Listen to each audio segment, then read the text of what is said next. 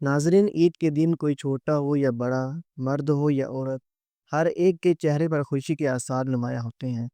آج کی اس ویڈیو میں بتاؤں گا کہ اولیاء اللہ عید کیسے گزارتے تھے، اور عید الفطر کا ایک خاص وظیفہ اور نماز عید الفطر پڑھنے کا طریقہ بھی بتاؤں گا۔ اس کے علاوہ آپ جانیں کہ عید کے دن کون سے کام کرنے مستحب ہیں۔ ناظرین، حضرت عمر رضی اللہ تعالیٰ عنہ عید کے دن نماز عید کے لیے روتے ہوئے جا رہے تھے۔ رکوع میں جاتے ہیں تو روتے ہیں، سجدے میں روتے ہیں۔ کسی نے عرض کیا کہ آج تو عید خوشی کا دن ہے، آپ اس قدر کیوں رو رہے ہیں؟ فرمایا، اس لیے رو رہا ہوں کہ رمضان شریف اللہ کا مہمان ہمارے پاس آیا تھا، پتہ نہیں ہم سے راضی گیا ہے یا ناراض، کہیں اللہ کی بارگاہ میں ہماری شکایت نہ کر دے کہ یا اللہ تیرے بندوں نے میری قدر نہیں کی۔ اور پھر اس لیے بھی رو رہا ہوں کہ صرف رمضان کے روزے ہی نہیں رخصت ہوئے، بلکہ اے رمضان تیری راتوں کی عبادت بھی گئی، تیری صبحوں کی مسرت بھی گئی، بھوک میں رہ کر لذت بھی گئی، اور پھر فرقہ کی دولت بھی گئی۔ ناظرین، حضرت غوث اعظم رضی اللہ تعالیٰ عنہ عید والے دن رو رہے تھے اور لوگ خوشیاں منا رہے تھے۔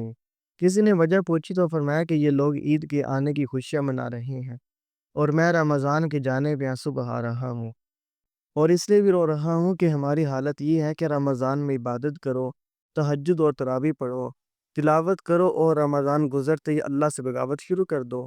حالانکہ عبادت کا فلسفہ تو یہ ہے کہ تم ہمیشہ کے لیے پرہیزگار بن جاؤ۔ حضرت غوث پاک رضی اللہ تعالیٰ عنہ عید کے ایک دن پہلے راستے میں بیٹھے رو رہے تھے کہ چند بچے آپ کے پاس آئے اور عرض کیا کہ ہمیں عید کے بارے میں چند اشعار لکھ دے۔ تو آپ نے یہ فرمایا کہ لوگ کہتے ہیں کل عید ہے اور ہر مسلمان عید کی خوشی میں شریک ہوگا، میرے لیے تو عید کا دن وہ دن ہوگا جس دن میں ایمان سلامت لے کر اس دنیا سے رخصت ہو جاؤں گا۔ ناظرین، اسی طرح حضرت بایزید بستامی رحمۃ اللہ تعالیٰ علیہ عید کے دن آپ کے پاس چند نوجوان آپس میں مذاق کرتے ہوئے گزرے۔ آپ نے فرمایا، بچوں ٹھہر جاؤ، وہ اس دور کے بچے تھے، آج کل کے ہوتے تو ان کو بھی مذاق کر کے گزر جاتے۔ انہوں نے کہا، بابا جی کیا بات ہے؟ فرمایا، کیوں ہنستے جا رہی ہو؟ عرض کیا، عید ہے اس لیے۔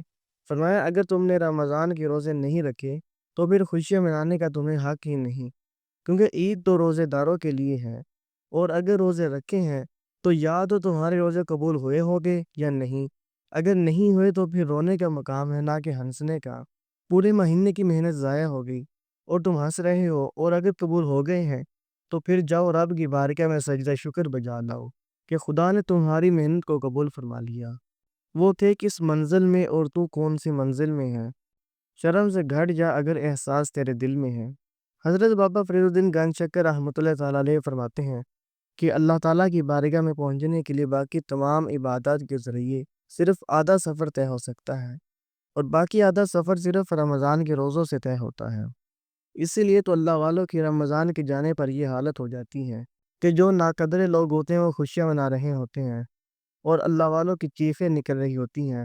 یعنی ہم صرف کھانا پینا چھوڑ دینے کا روزہ سمجھتے ہیں، باقی گالی گلوچ بدنگاہی جھوٹ وغیرہ سب کچھ چلتا رہتا ہے۔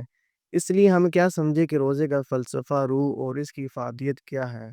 ناظرین، اکثر لوگوں کے ذہن میں یہ سوال ہوتا ہے کہ نماز عید کا وقت کب سے لے کر کب تک ہوتا ہے، تو اس کا جواب یہ ہے کہ نماز عید کا وقت سورج طلوع ہونے کے 20 منٹ بعد سے لے کر نصف و نہار شرعی، جس کو عرف عام میں زوال کہتے ہیں، اس وقت تک ہوتا ہے، مگر عید الفطر کو دیر سے اور عید الاضحیٰ کو جلدی سے پڑھنا مستحب ہے۔ اب نماز عید کا طریقہ بھی سماعت فرمائیے۔ سب سے پہلے یوں نیت کیجئے کہ میں نیت کرتا ہوں 2 رکعت نماز عید الفطر کی، 7-6 زائد تکبیروں کے واسطے اللہ تعالیٰ کے، پیچھے اس امام کے۔ پھر کانوں تک ہاتھ اٹھا کر اللہ اکبر کہہ کر حسب معمول ناف کے نیچے ہاتھ باندھ کر ثنا پڑھیے۔ پھر کانوں تک ہاتھ اٹھا کر اللہ اکبر کہہ کر ہاتھ لٹکا دیجئے۔ پھر دوسری مرتبہ کانوں تک ہاتھ اٹھا کر اللہ اکبر کہہ کر ہاتھ لٹکا دیجئے۔ پھر تیسری مرتبہ کانوں تک ہاتھ اٹھا کر اللہ اکبر کہہ کر دونوں ہاتھ ناف کے نیچے باندھ لیجئے۔ پھر امام تعوذ اور تسمیہ آہستہ پڑھ کر الحمد شریف اور کوئی سورت بلند آواز میں پڑھے گا، پھر رکوع اور سجود کرے گا۔ دوسری رکعت میں امام پہلے آہستہ بسم اللہ پڑھ کر الحمد شریف اور کوئی سورت بلند آواز میں پڑھے گا، پھر لگاتار 3 بار کانوں تک ہاتھ اٹھا کر اللہ اکبر کہہ کر ہر بار ہاتھ لٹکا دیجئے۔ پھر بغیر ہاتھ اٹھائے چوتھی بار رکوع کے لیے اللہ اکبر کہتے رکوع میں جائیے اور حسب معمول نماز مکمل کیجئے۔ سلام پھیرنے کے بعد امام کھڑا ہو کر 2 خطبے دے گا جن کو توجہ سے سننا واجب ہے، اور ان کے دوران سلام اور کلام ناجائز اور ممنوع ہے۔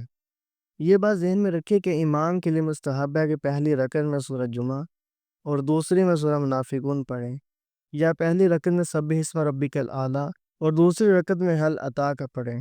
ناظرین، عید کے دن کے لیے خاص وظیفہ ہے کہ عید والے دن 300 بار سبحان اللہ و بحمدہ پڑھ کر تمام فوت شدہ مسلمانوں کے ارواح پہ اس کا ایصال ثواب کیا جائے، تو ہر مسلمان کی قبر میں 1000 انوار داخل ہوتے ہیں، اور جب پڑھنے والا قبر میں جائے گا تو اس کی قبر میں بھی 1000 انوار داخل ہوں گے۔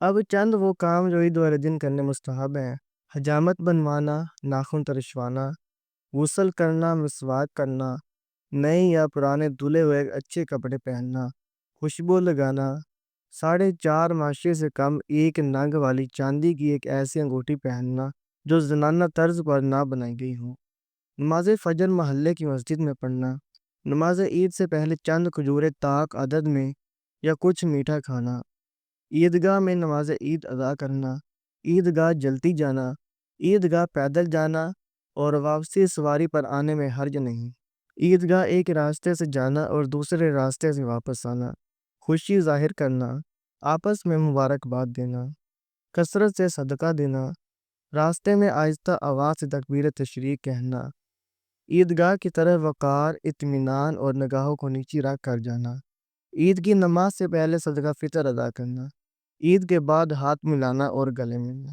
ناظرین، دعا ہے کہ اللہ تبارک و تعالی ہمیں اپنے بزرگان دین کے طریقے پر عید الفطر کا دن گزارنے کی توفیق عطا فرمائے۔